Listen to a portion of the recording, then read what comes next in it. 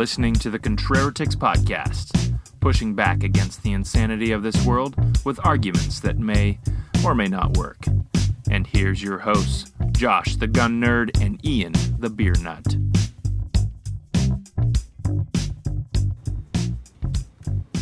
Oh, whoa. Hey, we started. All right, we're in it. All right. We just hit the record button and Yeah. we're all in. Sounds good. Guys, this is how the 100th episode is going down. That's right. Yep. Alone in a dark room. Yes. Yeah, I mean, at least it's not a closet. There is it's actually so big that there's an echo. Yeah. Yeah, I mean, this is the 5th grade classroom where I spend a lot of 9 months of the year. Yep. It looks less classroom-like with all the desks put away and stuff like that. Yeah. Actually, if I would have put the cameras the other and seated us the other way, you would see the very 90s looking kitchen. Very. Yep. You know, the yellow looking oak and white appliances. Except where they're yellowed. Right. Yeah, the plastic yellows. Yep. Classic look. I mean, timeless, one might say. Yeah, I actually have referred to this classroom as being like, church prison chic. It's kind of got that vibe to it. I haven't spent a lot of time in church prisons, Right. But in their chapels. I could imagine, yeah. Yeah, it has that vibe to it. And what better way to kick off the 100th episode than with a pink flamingo beer. This is a fruited sour from Larrabee Lager Co. Once again. Yeah, you've heard about them before. Yep. And once again, it's not a lager. It's not. It is a fruited sour. And I don't know if it's the same one that we drank there because the lady said that it was, but the one on the board said Pog, and this is a Larrabeeville fruited sour, so maybe it is. It says, raise the anchors and set sail for Larrabeeville, a place full of good vibes, and this vibrant fruited sour pairs lightly tart goza with the tropical fruit punch combo of pineapple, orange, guava. So please, as JB would say, enjoy. Yeah, the first on the nose I got was very kind of a cidery, lagery, even though it's not. But then sniffing it out some more, it definitely smells like Pog.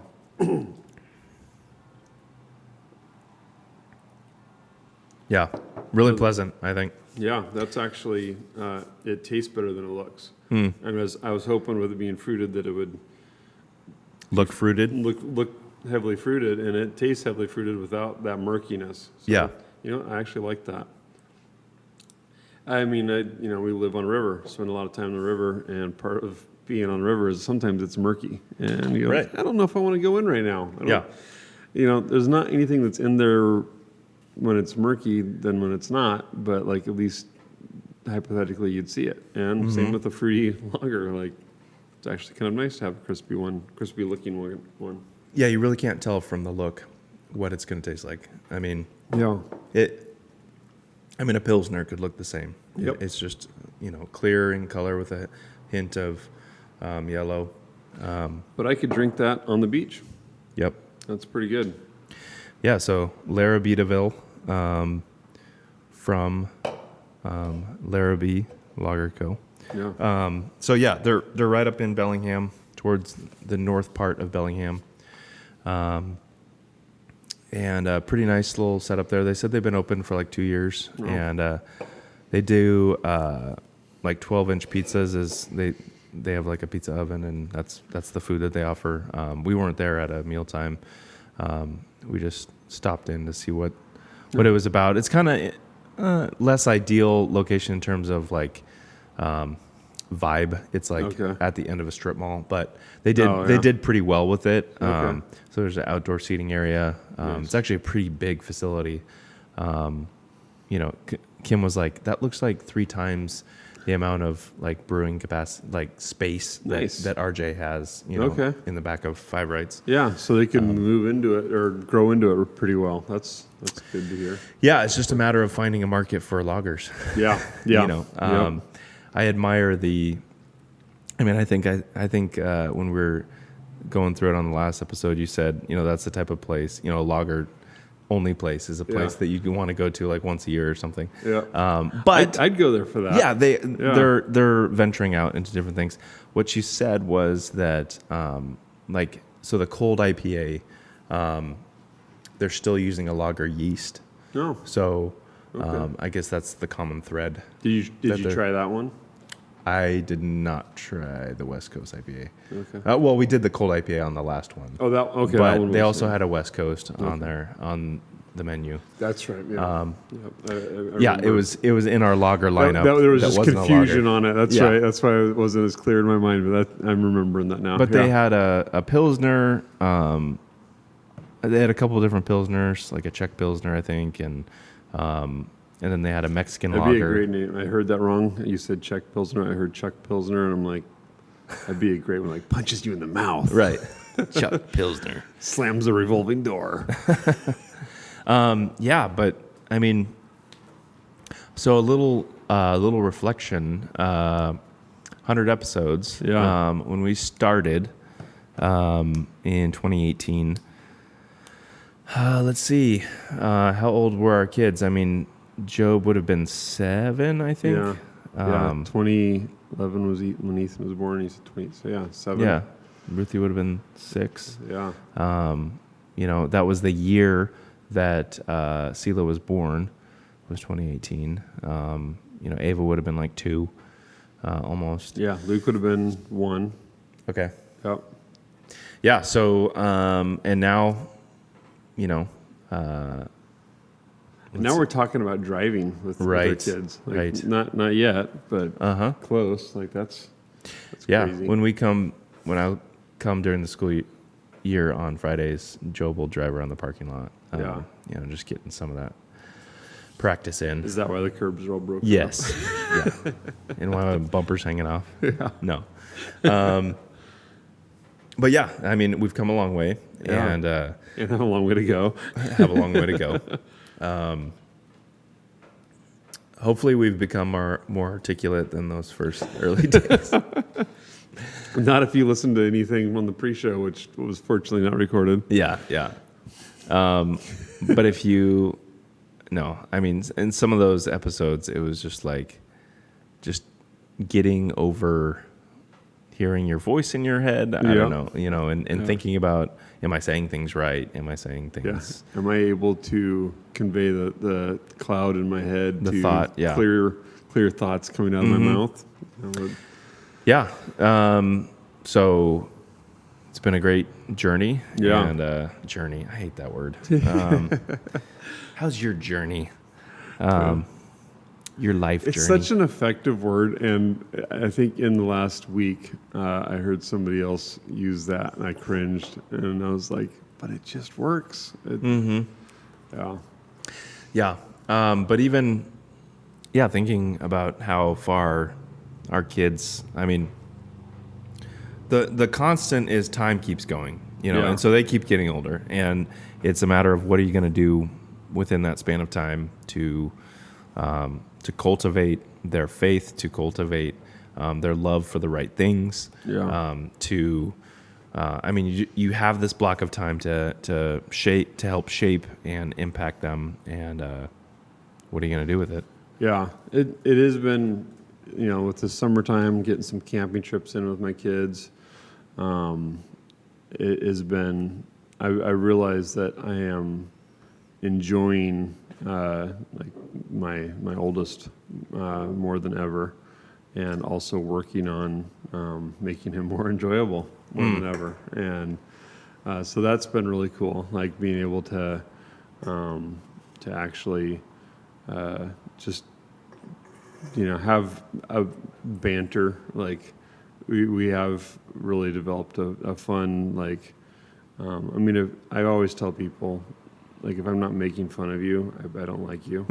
Yeah. And so I see that's become something that he does now, and and so that's been a lot of fun. So it's nice to see him figure out where those boundaries are of being pokey in all the fun ways, and then also showing respect, but having healthy disrespect. I like that. It's been a lot of fun, and then like with Luke right now, it's just time. It's just as much time as I can invest in him, whatever it is. From reading a book. I wrote a story for him at the end of school year, and we just recently Did it read have it again. big pictures?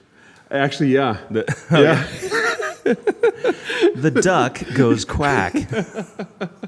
It's about him and a friend of his having an adventure on Rokon motorcycles, which are really rad motorcycles. And so I actually used AI to create pictures of the thing with like a 1950s vibe and all that. Oh, nice. And so it's kind of fun when I have the pictures like separate in my tablet, and I have them printed off somewhere. And so he's like, Dad, can you show the pictures? Because I don't think his brother or sister had seen the pictures yet. But he really liked, having that kind of attention paid on him. But just going out camping a couple weeks ago, and he wanted to do a lot of shooting, which, I've got no problem with at all. And so it was just fun to see how he really is developing his interest in that with he's got actually, I think, more BB guns than anybody else in the house, and so he brought out his BB guns and pellet guns, and then shot the 22, and that was his first time getting a lot of rounds to the 22. But just like hanging out with him and just seeing what makes him tick, and then Nora, who is probably on the verge of getting baptized, she is like it. In this last week, it's been really good to see her leveling up in how she's fighting her sin, being able to make it easier to talk her out of her sin when she's just like murderously angry at her brothers for some small slight perceived, hit Ethan's knee, hit the edge of her Legos and knocked him down as he was trying to squeeze around her in their Lego attic. And, for her, it means that he meant to just kill her. Yeah. And for him, he wanted to a careless hurt her. oaf. Yeah. And so she's raging. And what's really good about her anger, unfortunately, is it's requiring me to focus on my ease of being angry. And so I can't let her get into that, which means I've got to be a good example of how not to be angry. So it reactive. Yeah. Instead, be differentiated going into that. Totally. Yep. So she's made more headway in the last week or two than I have. That is one of those situations where you want to enter okay, I care about your soul. Yeah. And I care about the situation, but not to the degree that I'm going to get flustered by all this. But also, I don't want to look like I don't care, know. Because I don't have a middle ground. I'm like, burn the ships. Right. This is a problem, or the look of I don't care and it doesn't matter. Mm-hmm. And I do care about most things way too much, but there's some things I just don't react to. Yeah, and just I guess our MO with injuries and things is like just they're screaming their head off, and it's like, okay, come here, like, hey, get up, dust yourself off, unless there's like obviously bones sticking out or something, which we haven't had that situation, but it's like, okay, I do care about you, but also you need to have self-control. Yeah. And you're not having self-control right now. Yeah. So let's fix that first, and then we'll talk about what injury you have. Yeah. You know, and like laughing about a situation when your kid's angry, like the right kind of laughter that you're not trying to provoke them to more anger. Yeah. But you're like, hey, this is really ridiculous. Yep. You're angry that, in that scenario that he bumped your Legos over. Like, you've literally stolen some of his favorite things and lost them. Right. And you're angry that he just was kind of oafish. Yeah. Yeah. So helping them put it into perspective, helping them process those things early on, because soon they're, what does Ethan weigh? Like, 120 pounds. I don't know. I would say probably 130. 30. Yeah. Yeah. I mean, soon they're 130 pounds, and they have just as much or more will than ever. Yeah. And it's a lot easier to help shape when they're 30 pounds. You know? Totally. Yeah. Both in terms of just energy and also for their own soul.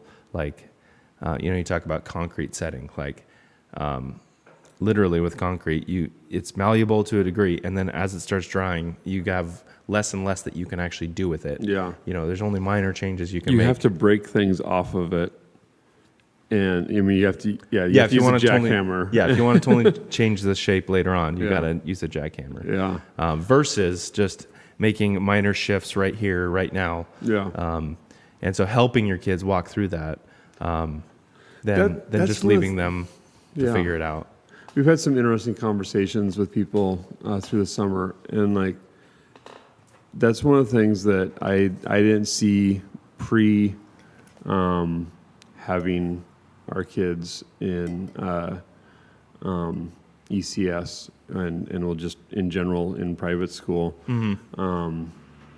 That is such a benefit and a blessing when you have your kids in a school community where people are all working on each other, and inviting that. It's something that can't be easily produced in the homeschool environment. And don't get your hackles in a bunch. I was a dyed-in-the-wool arrogantly pro homeschooler, growing up in it, and having been the homeschooled kid, definitely can find the chinks in the armor in that. But one of the ones I didn't see is how wonderful it is to have teachers that are on board with your kid being the best that they can be and working together on that. Yeah. Where you just get that input, and then they're getting the same input from a teacher that they respect that they also get from their parents at home.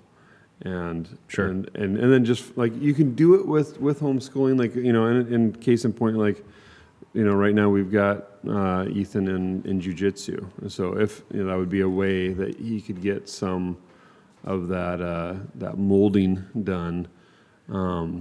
But they're probably not to the same degree in terms of the same degree. Yeah. Like in terms of big picture, philosophically Christian and like those things. Yeah. There's some help there, Yeah. But it's a great environment. It's not like a Reformed Christian environment. Yeah.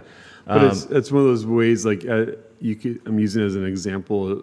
If you like, that's my there's ways to do it. Yeah, and there's also like I think one of the biggest hindrance to especially boys is the fact that it's typically the mother that is doing most of the instruction, and while that's not bad, there are just some natural downsides to that being the overall majority or the sole teacher. Yeah. So finding a way, and there are organizations, there's CC and stuff like that provide different contexts for that. It's not the fault of a mother.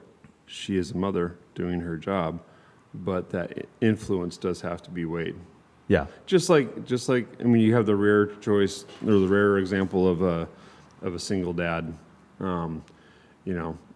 You have to be careful as a single dad of not raising a bunch of flannel shirt, cargo Thugs. pants wearing girls. Yeah.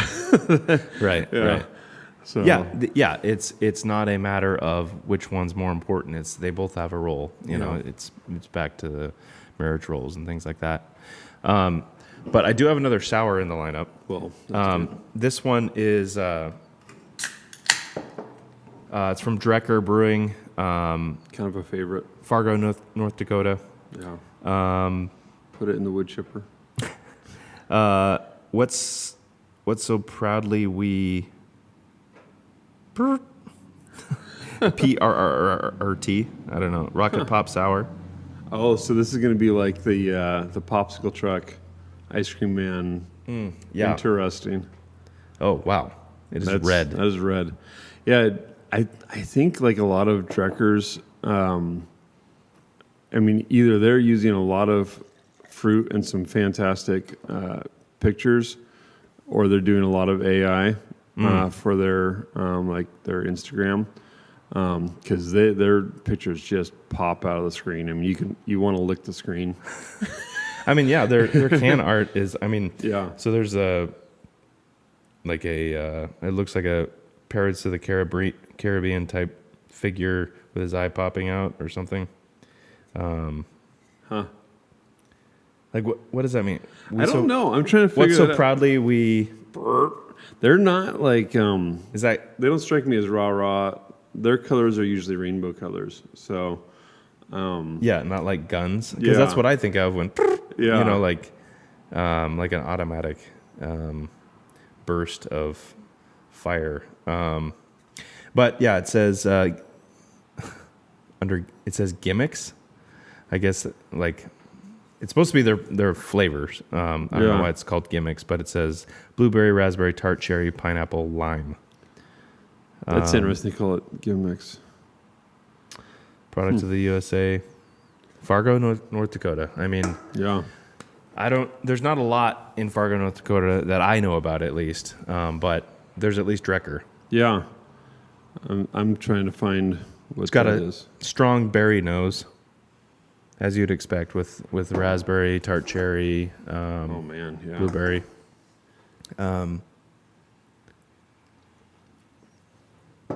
Oh wow. Whoa, that is tart. That is tart. That is really good. Their beers are like juicy juices. That like I haven't had one that really tastes like a beer, and I'm not complaining. I've got like I think a marshmallow pineapple beer that's kind of one of our favorites. Yeah, Makes you pucker. yeah. You know, it's like, that is right up my alley right yeah, there. no, it's really great. good. It's like, yeah, I mean, I really like lemon and lime will make you pucker. Artwork by, no, I can't read it. Oh, punchgut.com. Man, that is really good. Where'd you get that one? Was that over at Norm's? It must have been Norm's, because, yeah, I think this pack came from Norm's. Okay. Yeah, that is. That is really good. Drecker's been one that Kevin Hackey introduced me to, Okay. and Karen, and so whenever we see one, we grab one. But have you had the pineapple marshmallow one or the mango marshmallow? Does that I don't sound think familiar? so. I'm gonna have to bring one of those next time. Anything with marshmallow that isn't a stout just makes me Oh, like really? a little leery. Like, Yeah, What? it's weird, but I really, but they're weird, but I really Yeah. like them. Interesting. Yeah, I mean it's because it's weird. I don't like just grab a marshmallow and eat it. I mean, if the kids got them, but like I don't. I really like snacking on. Yeah, s'mores gross me out. Yeah. I don't like having a beard. Also, just makes you not want to have Right. s'mores. Yeah. But I've never. I guess I understand the interest in s'mores for kids.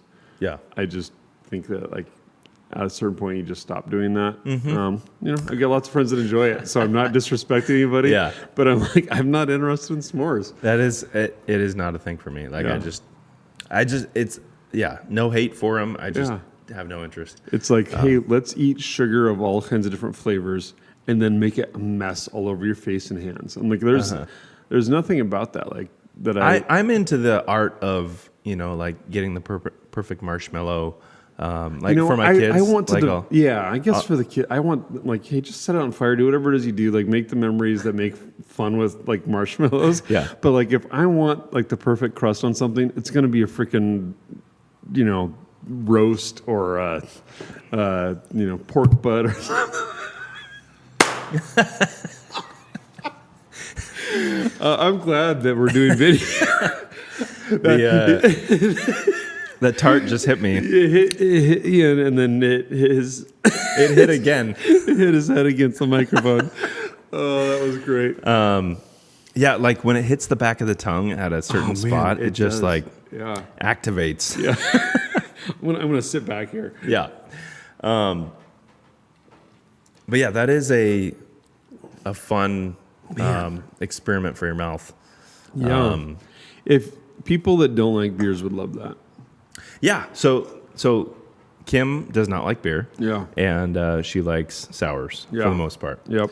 Ciders and sours are usually what she'll go to. And this is a different kind of sour than a sour that I would have had 4 or 5 years ago. Mm-hmm. Like I remember there was a really good sounding sour at, not Farmstrong. What's the one down in Snohomish that we never remember the name of? Okay, don't do that. Yeah. Don't do that because Aaron's dying right now. I know exactly where it is. It's across from the coffee shop. That's right. The one, Spada. Dang it, yeah. Yep. I was like, it starts with an S. Yep. Yeah, Spada Farmhouse. I think it was there that they had a sour. If it wasn't, sorry. Yeah, because they do. Yeah, because they do farmhouse ales and it's a traditional sour, which stuff. is not sour at all. It's just not good in my mind. Like this is when I think of sour, I think of this. Yeah, because everything else in the world that is sour is like this. But in beers, traditionally, a sour is less about the flavor and more about how it is fermented or brewed or what have you. Yeah, and usually sours are lower ABV. I could not find it anywhere on that can.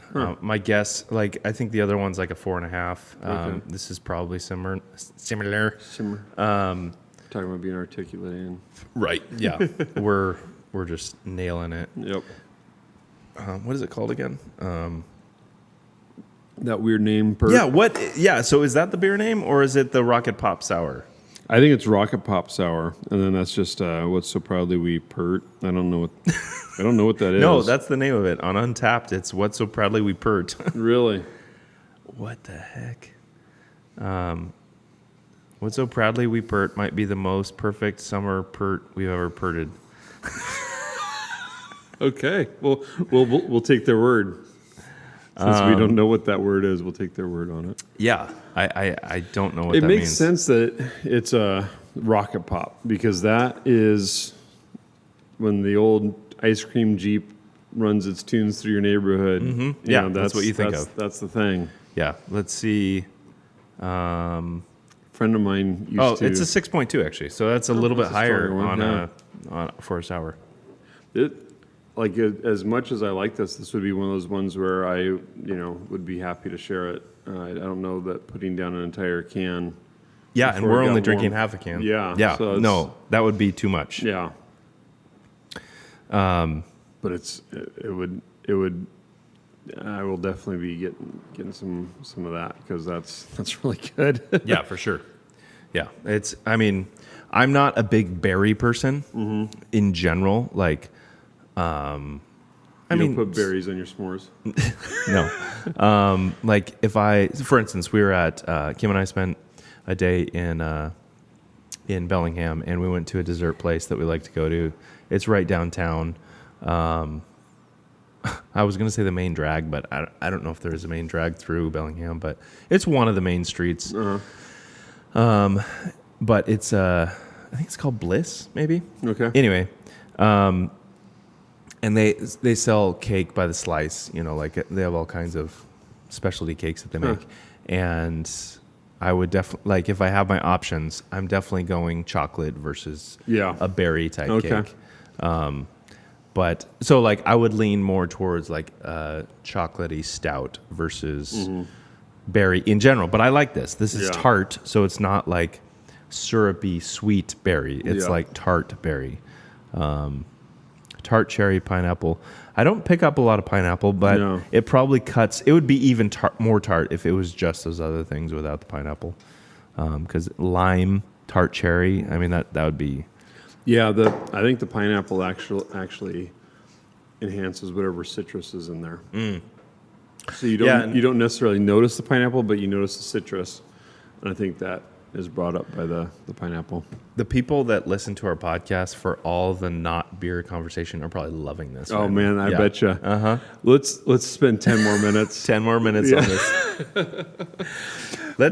But what they should get from this, and I think we probably say this too a lot, is just enjoying the things that God has given us is so stinking important. Like being able to talk about, I'm trying to think of like the types of calligraphy that a style. I don't know anything about it. I don't even know why that came to my mind. But Well, let's start there then. But like, No, but the amount of things that you can make with grain and hops and fruit. Yeah. And, like you could put it in a salad. You could also stick it in a barrel for a while and it's going to do this crazy thing. Totally. And, like that is what's crazy is you could make a salad like this. You can make a cake like this and you can make a beer like this. And this would be a beer that would offend like a really strict, what's the German word? Something Hotzengrut or something. Yeah, that if it's not water hops. Yeah, water hops beer, and then- yeast. Yeah, this would offend the German beer making laws. Agrarious. Why did I try to use a big word? I don't know. It's but you went there. foolish. Yeah. But like that would offend that. Mein Hopfengrut? What is You're it? going to keep trying, and Yeah, I don't know what the yeah. word is, but I know the essence of what you're saying. Yeah. So there's a German beer law that would exclude this from being this would not be a beer that could be made by Germanic beer laws. Right. And it's a beer that should be made. And Yeah, call it whatever you want. we have the freedom, It's delicious. We have and the you can pert. see it in the colors of the pert. The pert. Pert. That's how I think of it in my mind. I really just want to call them up right now and be like, hey, what's you guys aren't, What's so proudly we pert? yeah, you guys aren't like patriotic Americans. Don't strike me that way. Because it's cutting from the song, right? The Star Spangled Banner. Yeah. What's so proudly we hailed? I'm going to make fun of you because I've been screwing my words. What was that? The Star Spangled. It's a tough one. I mean, we've only had half of two beers. Like this is. And this 4 is and 6%. And I was messing up my words before we hit record, but I'm Star Spangled Banner is what. Go back and I said Bannel. You said Banner. Oh, there we go. Yeah, it was funny until you slaughtered it even worse. Watch out for these sours; they sneak up on you. They do. Just so you know, like 6% beers don't slap.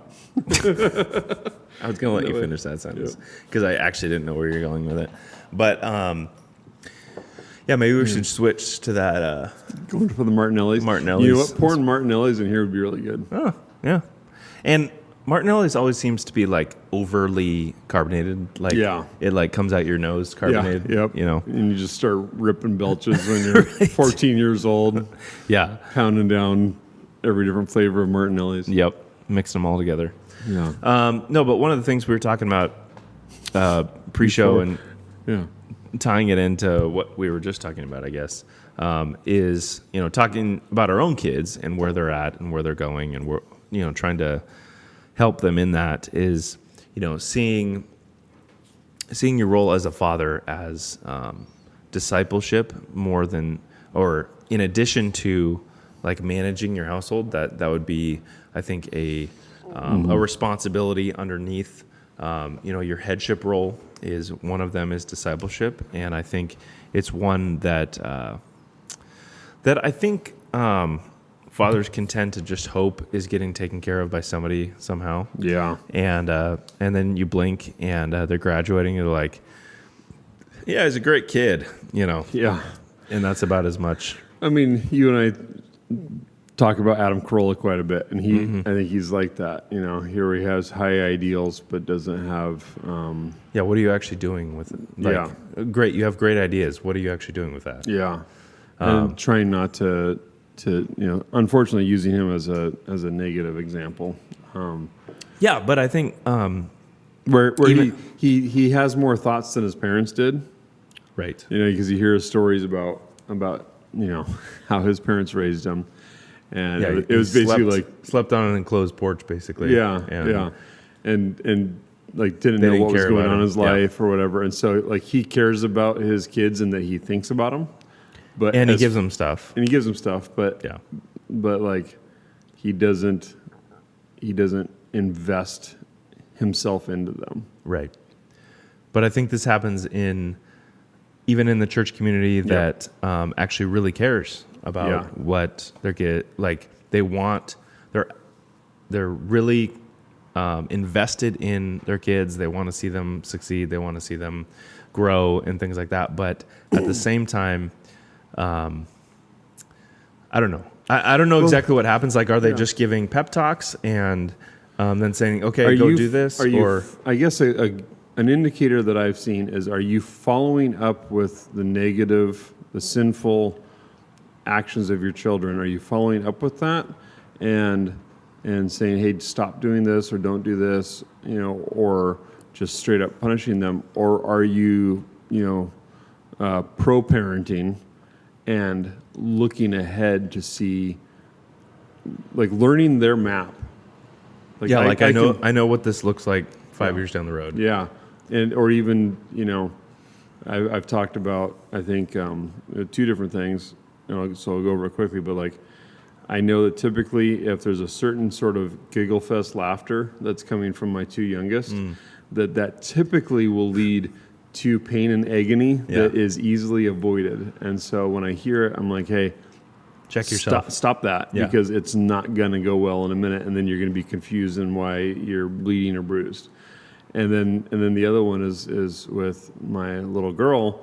When I see like the dark clouds on the horizon, like the Bible talks about this, like you can understand I'll butcher more things today, but I like that's your expectation. Yep, you will. But like it talks about being able to read the signs of weather, but you can't read anything else that's coming along. And that, like looking at, like most of us can look out and see dark clouds and go, there's going to be a storm. Yeah. But we can't look at the dark clouds that are on our children's faces and know what sort of sin that they're dealing with. Yeah. And so how is it that you can gauge the weather better than you can gauge your children? Because you just like a solemn look on a person's face does not mean the same thing for the same person. Yeah. Like somebody that, like Ella in our family, like she's more, I would say more serious. Not that she doesn't have levity or whatever, but like Ava is just, she's up or down. So like she's, most of the time she's beaming and she's over the moon about everything. Yeah. And then if she's not having a good day or something, like it's written all over her face, she's somber. But Ella, she's just pretty even. She's, I would say, more like me, more even keeled. Don't say it. Just doesn't show the emotion one way or the other. Yeah. Only just by slight degrees. Yeah. Hey, I notice a problem here. Right. Where'd you get that from? Yeah. But yeah, and then talking about that as a couple and saying, hey, I see this in this kid. Yeah. Are you seeing this? Should I be concerned about this? And they might say, oh yeah, I've been noticing that too. I've been meaning to talk to you about it. Or it's like, no, I've talked to her about this and we've talked about this. And so we are working on that, but you can talk about it with her as well. Yep. Like touching base with each kid because they're, especially, if you have more than one, there's, trying to keep pace with all those different growth trajectories, because they all grow at a different rate, mature at a different rate, especially, boys versus girls. Like Ruthie looked more mature in terms of her, taking responsibility for things earlier than Job did. But, I expect him to surpass her at some point as he ramps up. It's interesting how you could take 5 different parts of, and I don't, you can take 100 different parts that make up a human, but they're all going to crisscross in different ways. You can see those line charts, and it could be sense of responsibility, like a fiscal responsibility, a social responsibility, a maturity in these social things. Awareness. And one will be growing, at 6 years old will be growing faster than the 8-year-old, but then the 14-year-old is growing slower, and then the 6-year-old, and they're crisscrossing all over.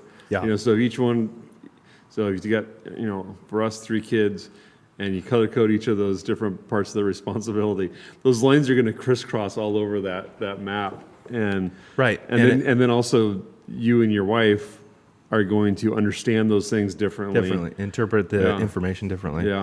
And so, but it's like a matter, like you're talking about, getting to know each kid and what makes them tick, and then also not acting like you're on an island. So getting input from teachers or from friends that you spend time with or whatever, hey, are you seeing this? How do you think we're doing? I just asked my father-in-law the other day, how do you think we're doing with the kids? And do you have any input? And, some of his input was exactly, the same. Some of the same strengths and concerns that I had. So it's good to, it's just a sounding board. Hey, what do you think? Don't ever be too prideful to ask, or to just you don't want to get down the road, like we talk about concrete setting, you want to be able to impact early on when it's still malleable and it's still easy to sidestep or to make adjustments, but once the closer they get to adulthood, the faster the concrete's drying. And they're forming opinions, they're forming habits, and just helping them not freaking out, not being like, oh my goodness, I can't believe. That's one way to really mess it up. And they sense that. It's like an animal that, senses fear. It's like, totally. Approach it in faith and saying, hey, you're doing really good at these other things, but I think you might be missing it here. Do you see this also? Do you want to improve in this? And helping them walk alongside, disciple them into that. It is. It's so interesting to see, my oldest and how, he's got a lot of his mom's really good traits, and he's got a lot of my really bad traits. And he's super organized and manages his environment well. And then he gets pissed off at his brother and sister for being more like me in not. So he reacts like me while acting like his mom. So his general pace is well structured and keeps his environment in a good good clean environment and organized and all that. And then reacts like me when people aren't acting like him. And I'm like, oh gosh, it's painful. But it's he and I have these conversations, and we've had them for a long time. But I tell him, no parent gets a manual. We get to figure it out as we go along. Right. And so, we have the Bible. It gives us a good principles to figure these things out. But then we have to figure each of our children out in a different way. And so, there's definitely a lot of repentance along the way and saying, hey, I thought we were heading this direction, but we're not. We're going to go this direction. Turns out we need to course correct. Because I'm growing as you're growing, and so this is how it looks for now, for the foreseeable future. And I just think of all the board meetings you have as a family, like trying to course correct. And And they're watching. They're watching those times where you're willing to be like, hey, I thought this was the right direction. I think we need to go this other direction. Like, and being willing to say, hey, I'm sorry, we were going this way. We need to course correct. It's my fault. Yep. Taking ownership of those things and not looking to shirk responsibility. My goal has been to make sure that my children recognize that I am not like the SME. I'm not the subject matter expert on what we're doing. Mm-hmm. I'm just the one that's in charge. Right. God's put I'm me responsible here. for it. I'm responsible for it. And so, like I've already said, hey, you are seeing things right now as you're coming up, you're 14 years old now. You are seeing things already. You're like, man, I don't want to do this as a parent. And some of those will be right. Yeah. You'll become a parent. You'll be like, yeah, I'm going to stay the course on not doing what it my will dad be did. apparent to you when you become a parent. That's right. Dad jokes. Yep. There will we go. Always be a parent. Right. We're going to do this last beer because it's a so it's the second release of the 3-way IPA series.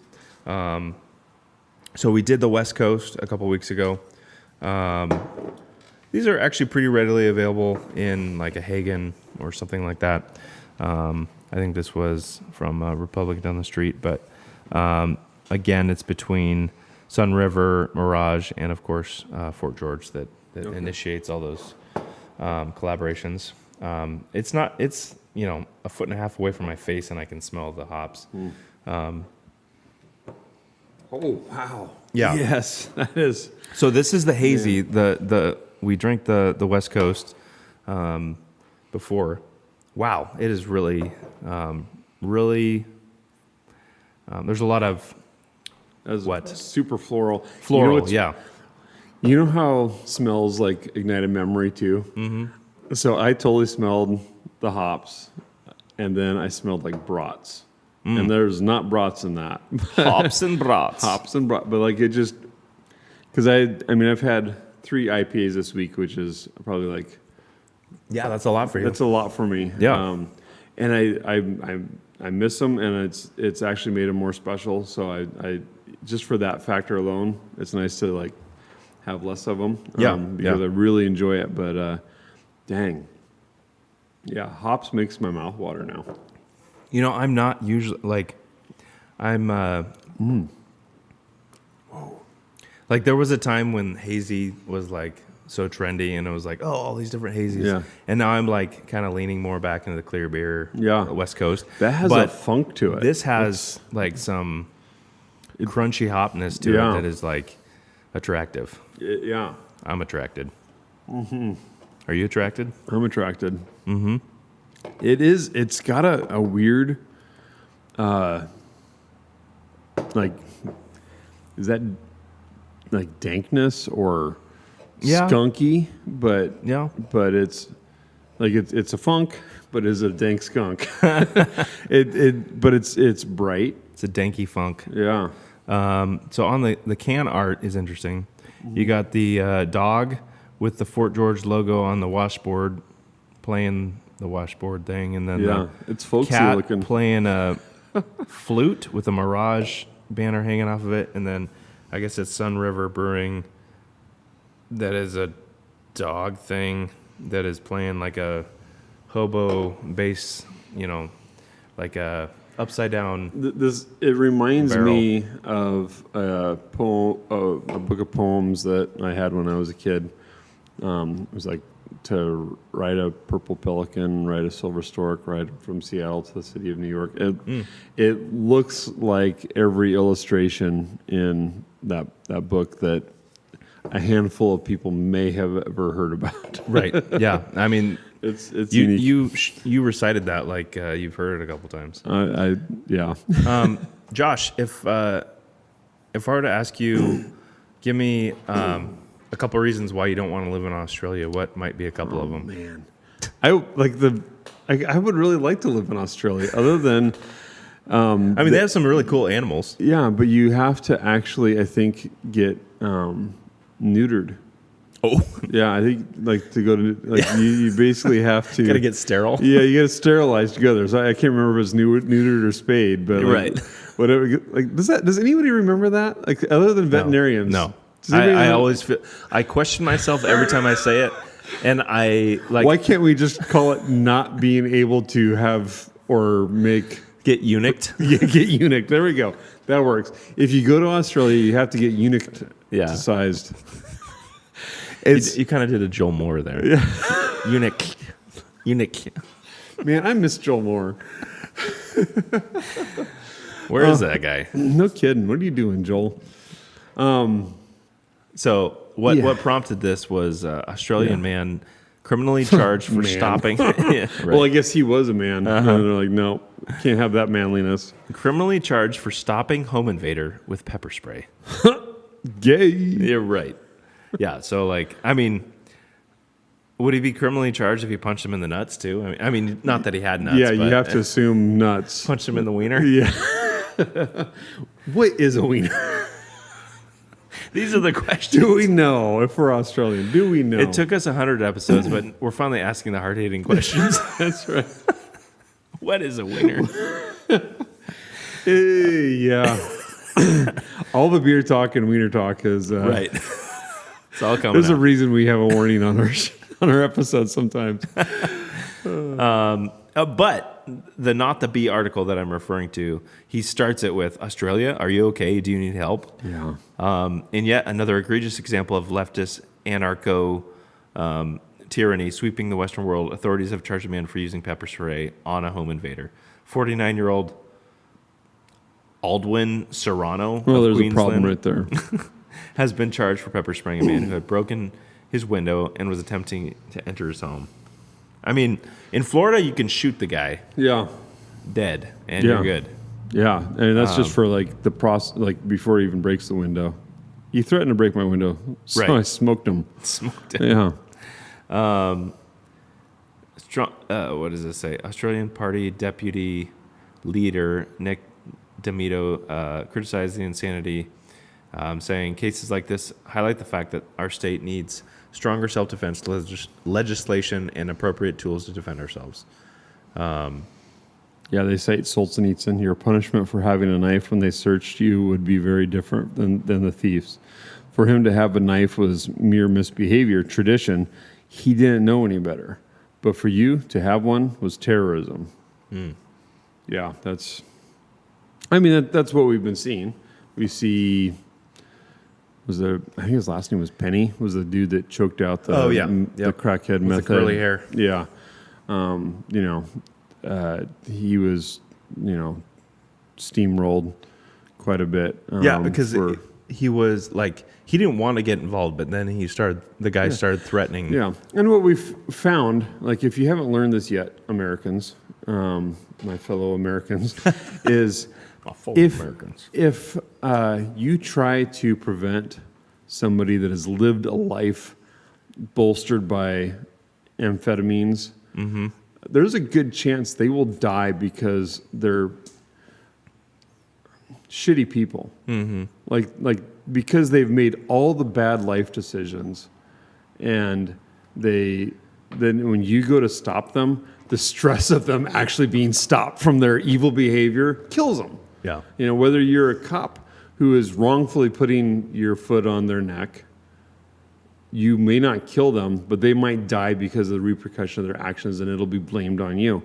Or, the case of Penny, where he stopped the guy from stabbing people, and that guy died because he was on some sort of drugs and was stopped from his evil behavior.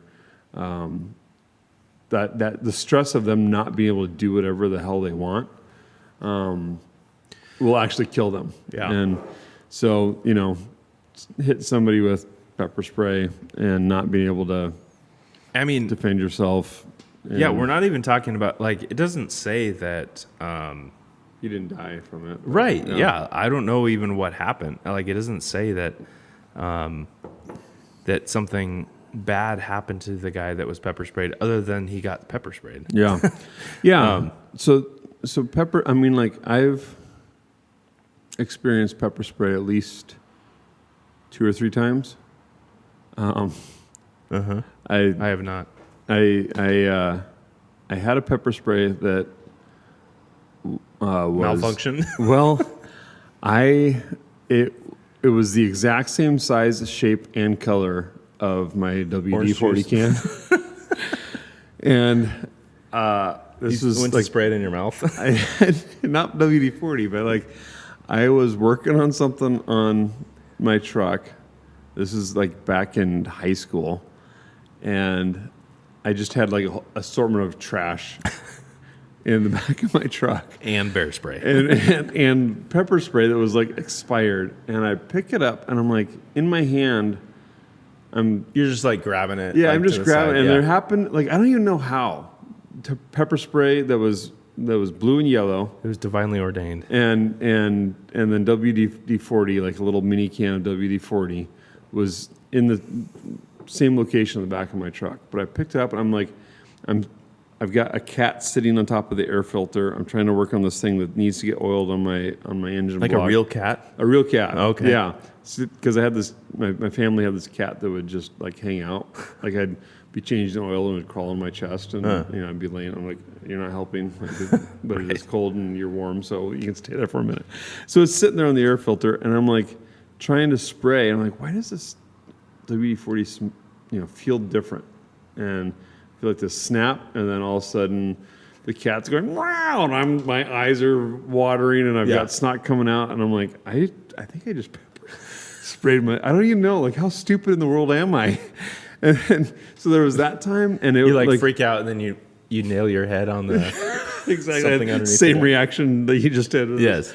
And then the other time was I used to work outside of a gun store, like across the parking lot from a gun store, and I didn't realize that for some reason they were doing pepper spray training for like police cadets or something. Okay. And I stepped outside and I'm like, the air is spicy. And I'm like coughing and having a hard time breathing and snot's coming out of my nose. And I'm like, what is going on? And I realized, they've been like just hosing the air down with pepper spray. And like, this is like, there's a Napa right there. And I think there was a Napa there at the time. It was like a business park. You're like, I live across the street from a sriracha plant. Yeah, exactly. And so I'm like, I go back inside and I'm coughing and wheezing, and somebody's like, oh yeah, I noticed that they're spraying people down with pepper spray. I was like, thanks for letting me know. So like I've experienced it a couple times. It's not not fun. Yeah. But it's not the worst thing in your life. Like, so that an entire nation would have a problem with using pepper spray. Yeah. Or the leadership of a nation would have, like, I think at that choice, or at that point, if you're going to make the choice that your people can't have pepper spray, you should actually experience what pepper spray is. It's very uncomfortable, but if that's the biggest trauma you have in your life, Was that? You need more trauma. Was that TA Targets that was giving like suggestions for like church security? Yeah. And like what? I think one of them was. Well, they gave suggestions, and then people asked questions, and they responded to them. And one of them was like, "What if your church doesn't let people carry?" Oh yeah, and they're like, "I think you commented, find a different church." Yeah, find a different church. Yeah. And somebody asked why. I don't know if I responded to them or not, but like, there's a fundamental misunderstanding of Scripture if you don't understand that defending your flock is important, not just against the spiritual darkness, but against the other kind of spiritual darkness that is people wanting to come in and cause physical harm or death to your people. Like that's and also like you don't want to be part of a church where you have, if our church leadership said you can't carry a gun in here, generally, like I'd want to kind of figure out where they're coming from, but I would not want to. So generally, I carry wherever you are. Yeah, where I am there's a gun, and the gun is also. So I don't want. I also don't want to be like if a store has a sign out front and it's like a mom and pop kind of a store and says, guns not allowed here, I will go there, but I probably won't go back. Yeah. And so if a church says guns aren't allowed here, I'll like if I'm on vacation and I go to a church, I'll carry anyway because I'm not under their. Yeah, you're not open carrying. Yeah, I'm not open carrying, and I'm also not under their authority. Right.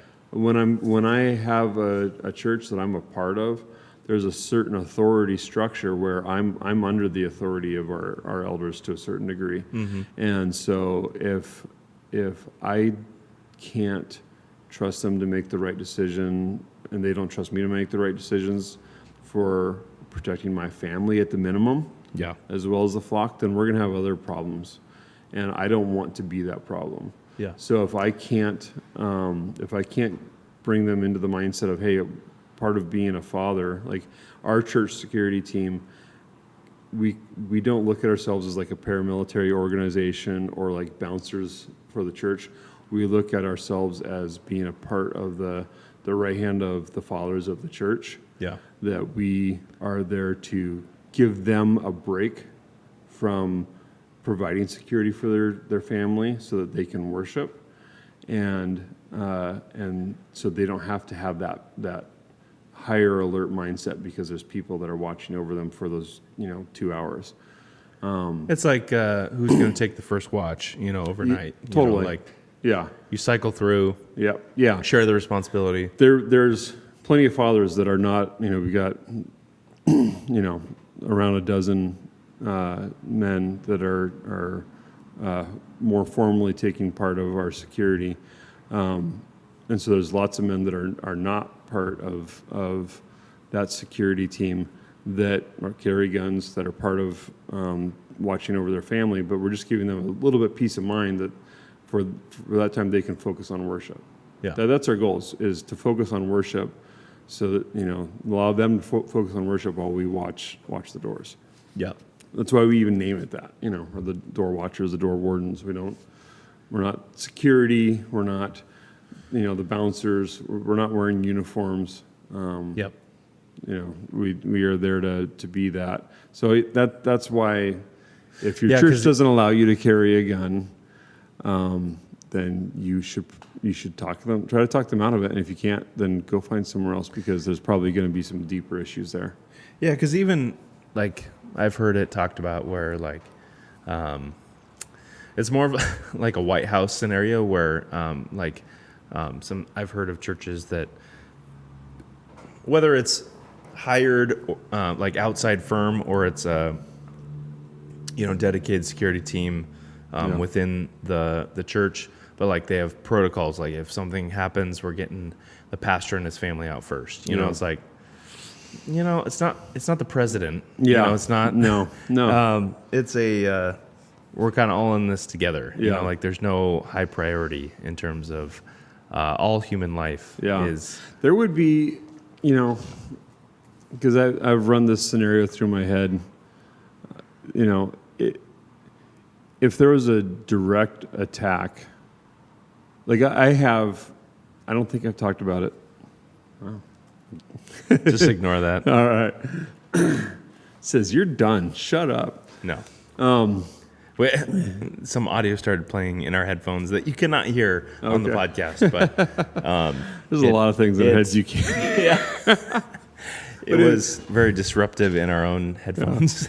If there was a scenario where Sean had said some things that made a public issue for the security of the church, then there's some I guess it sounds super cheesy, but there's some protocols that we would adjust. That I think I've probably just talked about with the security board, which is there's about 3 or 4 of us on that board. But generally, he's just as much of a part of the congregation as everybody else. And so we don't have like this, Get him to the bunker. Yeah, like that's not it. I know how we would. I mean, he is the most exposed. Like whoever's speaking is the most exposed. Yep. But in terms of like, hey, we got to get he's no more special than priority anybody man else. number one out. You know, that's not the case. And I think he would protest probably. Yep. Because even 2020, brought out a lot of things where like you're thinking through scenarios. Hey, if the police do come in and try to shut us down, what are we gonna do? Have to get through some locked doors first. Yeah. And I know the elders thought through those things. Even when we had our first meeting out at the Pekinas farm, like if sheriffs do come out, which, at the time we had a great sheriff, so we weren't expecting that. But if it did happen, but yeah, just wanting to be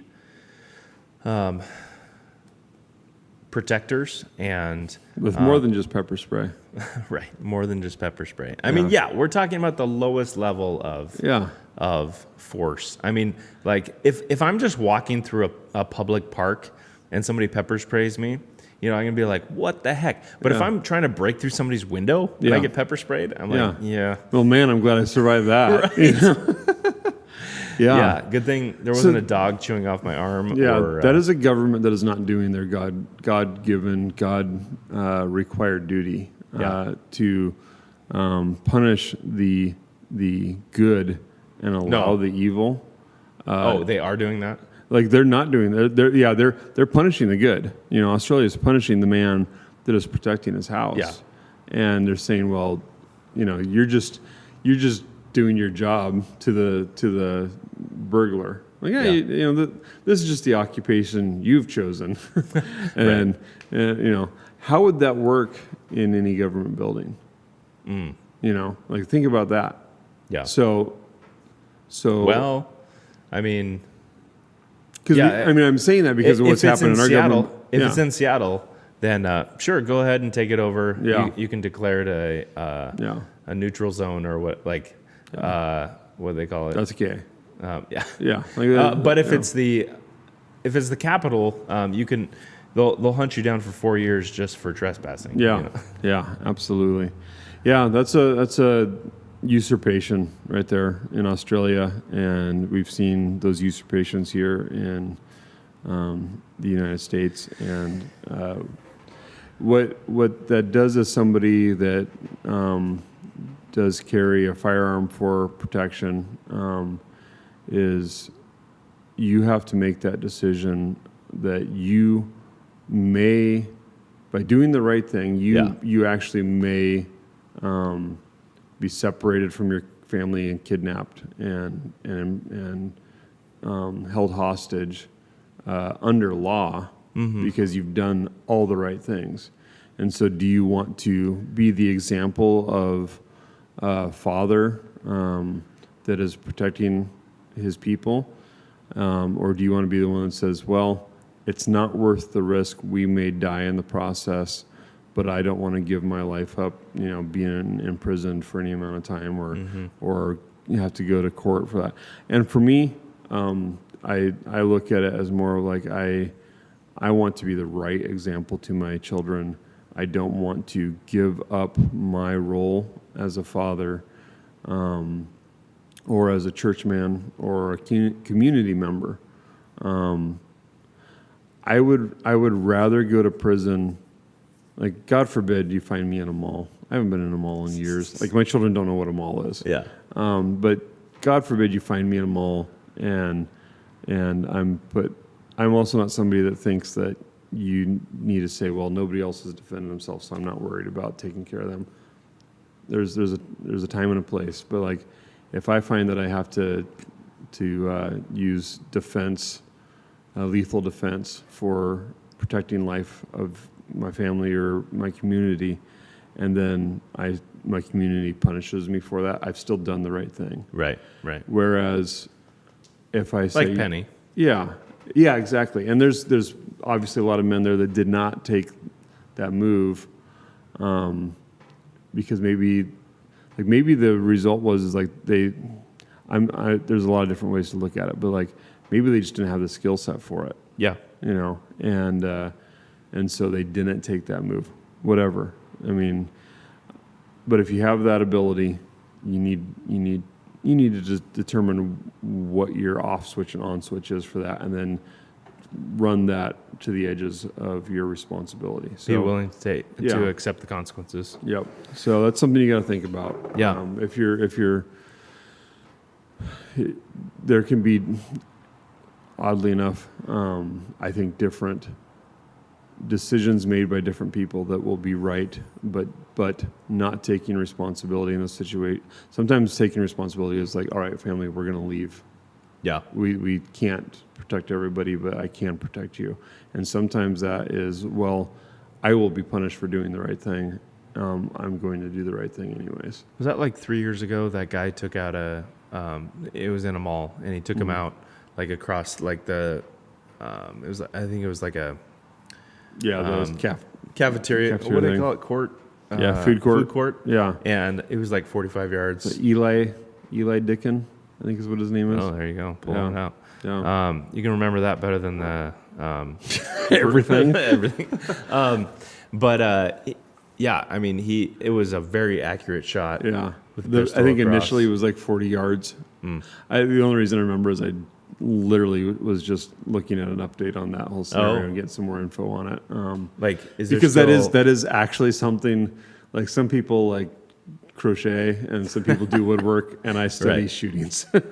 Is he still in prosecution? I don't think anything happened with him, but there was somebody that gave more info. Like everybody thinks he took whatever amount of shots, 8 shots or 6 shots at 40 yards, and was accurate from those. I think his initial shot was at 40 yards, which was accurate, but not didn't finalize the issue, and he moved in from that 40 yards. And as you would expect. Yeah. So, like that guy just knocked it out of the park. Right. That is an example to everyone. I mean, every time that I go out and I'm like, I might be wearing pants that aren't like super easy to carry, so I might have to change, or I might have to, put a belt on or something. It's always like, okay, yeah. You've never been in this scenario where you've needed to use this, and today might be the day. Yeah. Would you want to live with the regret of not having done this simple step to arm yourself? Mm-hmm. Or do you just want to go through the little bit of pain and just do what, like, I see it as like just being responsible, being like it is a huge responsibility, and you face those possible negative consequences, but also I think is what I'm called to. Yeah, absolutely. Yeah, and good things to consider. Yeah, for sure. I mean, we didn't even get to, Candace Owens calling out the French president for marrying a man. We're gonna have to. I think maybe next time we'll have to go through some of the funny headlines. That thing's not going anywhere. And once you see her face, you're like, I could see how that could be a dude. That makes sense. But then that might also take us down the wormhole of Obama. Michelle Obama. Oh, I can't get enough of that. No. Yeah, seriously. But guys, thanks for listening to our 100th episode. Yeah. Hard to believe we yacked enough to, not yacked in the sense that we threw up, but talked enough to make up 100 episodes. It's crazy. Thanks for following along. Hopefully we spurred some thought that is provoking you to grow and to maybe lean into your kids, maybe lean into self-defense, something Carry that... a backpack gun. There you go. Since we referenced TA targets. Backpack bros. Yeah. Something that encourages growth, moving up into the right, wanting personal growth for yourself, for your family, defiance and obedience, welding those two into one inseparable whole. That's what we're after. And hey, maybe you need a shirt to go along with that vibe. So yeah. Comment about that either on YouTube or wherever else. Yeah, there we go. Because we need to see how many people would buy something like that. Yep. And until next time, this is the Confounded Podcast.